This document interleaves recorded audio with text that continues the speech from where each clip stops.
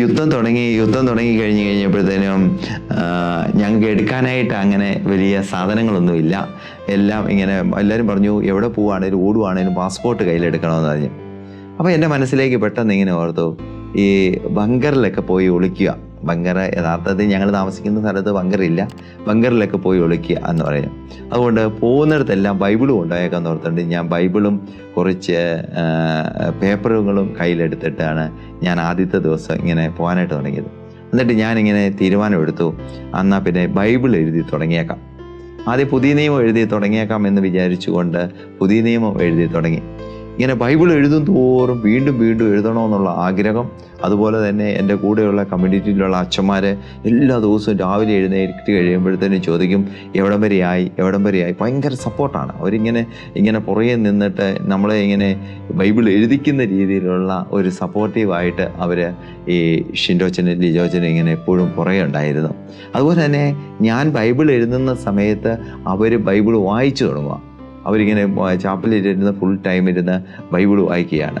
അപ്പം ഇടയ്ക്ക് ഇങ്ങനെ ഷിൻഡോച്ചനും ലിജോച്ചനും പറയും, അച്ഛൻ ബൈബിൾ എഴുതി തീരുന്നതിന് മുമ്പായിട്ട് ഞങ്ങളൊന്ന് ബൈബിൾ വായിച്ച് തീർക്കണമെന്ന് പറഞ്ഞു. അങ്ങനെ മൊത്തം എല്ലാം ഒരു ബൈബിൾ കോൺസെൻട്രേറ്റ് ചെയ്തുള്ള ഒരു ജീവിതം പോലെ പിന്നീട് അങ്ങ് തോന്നുകയാണ്.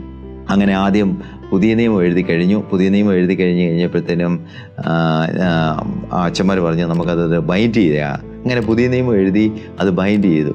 പുതിയ നിയമം എഴുതി കഴിഞ്ഞപ്പോഴത്തേനും എനിക്ക് പിന്നെ ഉള്ളിൽ നിന്ന് ഇങ്ങനെ തോന്നുകയാണ്, ഈ പുതിയ നിയമം കൊണ്ട് നിർത്തണ്ട, എന്നാൽ പിന്നെ സങ്കീർത്തനം കൂടെ എഴുതിയിട്ട് നിർത്തണം.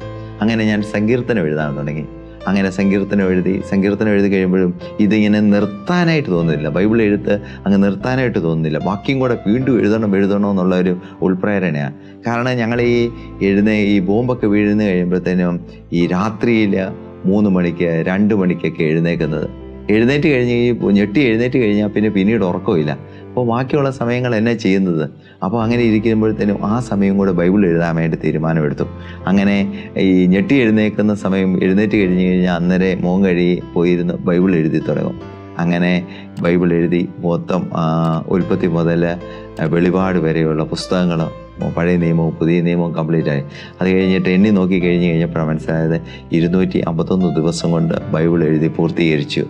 അതുപോലെ തന്നെ മാതാവിൻ്റെ സ്വർഗാരോഹണ തിരുനാളിൻ്റെ അന്നാണ് ബൈബിൾ എഴുതി പൂർത്തീകരിച്ചതെന്ന് അതൊരു വലിയൊരു സംഭവമായിട്ട് എനിക്ക് തോന്നുന്നു. അന്നത്തെ ദിവസം അങ്ങനെ ഒരു വിശിഷ്ടമായ ഒരു ദിവസം കൂടെ ആയിത്തീരുവാനായിട്ട് സാധിച്ചു. അങ്ങനെ ഒരു ദൈവാനുഭവത്തിൻ്റെ ഒരു നിമിഷമായിട്ട് പെട്ടെന്ന് ബൈബിൾ എഴുതി തീരുവാനായിട്ടും ഒക്കെ സാധിച്ചു എന്നുള്ളതാണ്. അങ്ങനെയാണ് ബൈബിൾ എഴുതാനായിട്ടുള്ള ഇടയായത്.